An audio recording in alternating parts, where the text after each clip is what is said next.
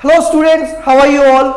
आई am Anup Dhiman और आज हम लोग बात करने वाले हैं क्लास 10th के chapter periodic classification of elements के लेक्चर नंबर 2 में, जिसमें हम लोग बात करेंगे आज डोब्रेनर्स क्लासिफिकेशन की, जिसमें हम लोग डोब्रेनर के क्लासिफिकेशन के बारे में पढ़ेंगे, लॉ जो डोब्रेनर ने फॉलो किया था उसके बारे में पढ़ेंगे एंड साथ में हम लोग पढ़ेंगे लिमिटेशंस ऑफ डोब्रेनर्स क्लासिफिकेशन। क्लियर बात है? नाउ स्टूडेंट, अगर आप लोगों ने हमारा चैनल अभी तक सब्सक्राइब नहीं किया है, then first of all you need to subscribe our channel and also press the bell icon so that you can get the regular notification. Now without wasting a single minute, let's start the today's topic.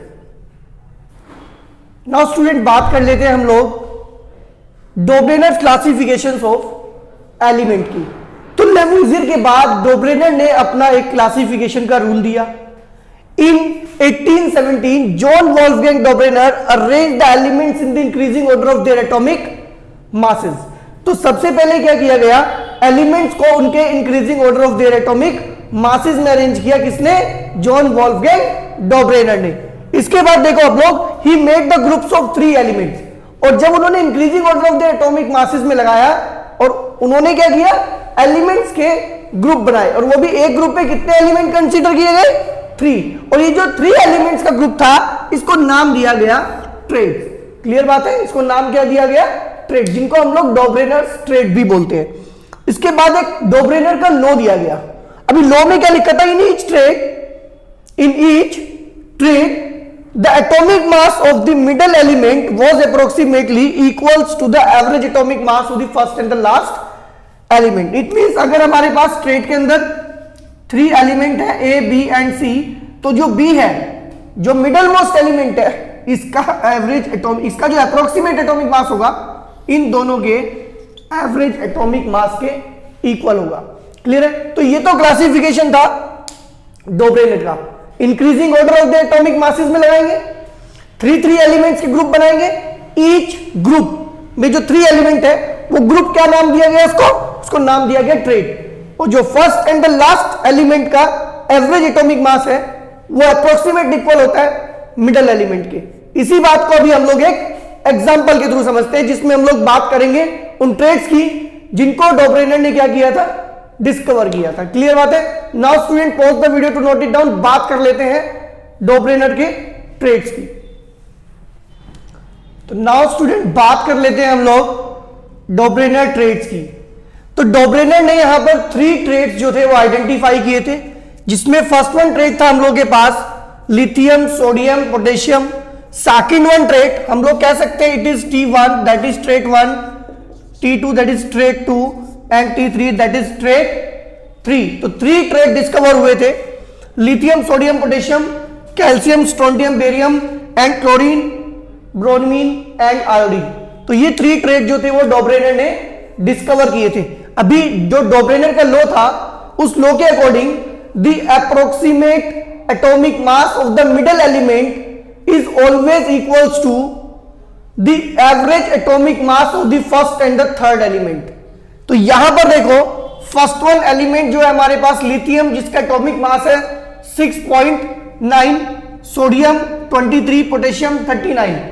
अभी first and last का ये जो average atomic मास हमने find out किया है, ये approximate equal होना चाहिए मिडल वाले के। तो no doubt 22.95 is near about 23। Clear बात है? तो इन दोनों का जो एवरेज एटॉमिक मास है वो मिडल वाले के अप्रोक्सीमेट इक्वल होना चाहिए, और वो आ भी रहा है। क्लियर बात है? नेक्स्ट वन स्टूडेंट, बात कर लेते हैं सेकंड वन ट्रेड की, कैल्शियम, स्ट्रोंटियम, बेरियम। यहां भी इन दोनों का एवरेज अप्रोक्सीमेट इसके इक्वल होना चाहिए। ये 87.6 है, वो 88.7 नियर अबाउट है, मान सकते हैं हम लोग। क्लोरीन, ब्रोमीन, आयोडीन, तो यहां पर इन दोनों का average atomic mass this one के इक्वल होना चाहिए, और ये 81.2 और ये 79.9 आता है। लेकिन एक्चुअल में क्या हुआ, यहां पर ये देखो थोड़ा थोड़ा डिफर करने लगा है, और यही आगे चल के इनकी डिफरेंस जो है लिमिटेशंस भी बनने वाली है। तो ये हम लोग के पास 3 ट्रेड्स थे जो कि डोब्रेनर ने डिस्कवर किए थे। अभी हम लोग बात करने वाले हैं लिमिटेशंस ऑफ डोब्रेनर ट्रेड्स, और we can say drawbacks of Dobereiner triads की। नाउ स्टूडेंट, बात कर लेते हैं लिमिटेशंस ऑफ डॉबरेनर ट्रेड्स।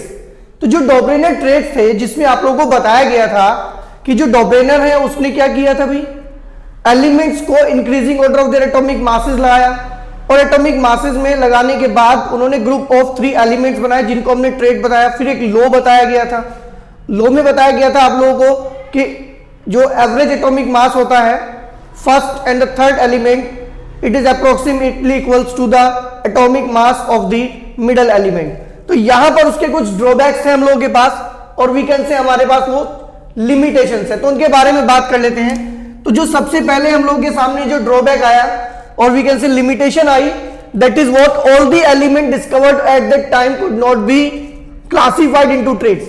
मतलब जो उस टाइम पर एलिमेंट डिस्कवर थे, नियर अबाउट 60 एलिमेंट डिस्कवर थे उस टाइम पर, वो सब ट्रेड्स में अरेंज नहीं हो पाए।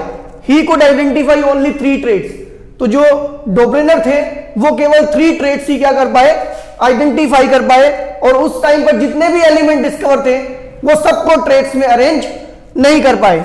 He could not prepare triads for all the known element. उस टाइम पर जो एलिमेंट नॉन थे उनके लिए ट्रेड्स वो नहीं बना पाए, तो ये एक ड्रॉबैक बन गया।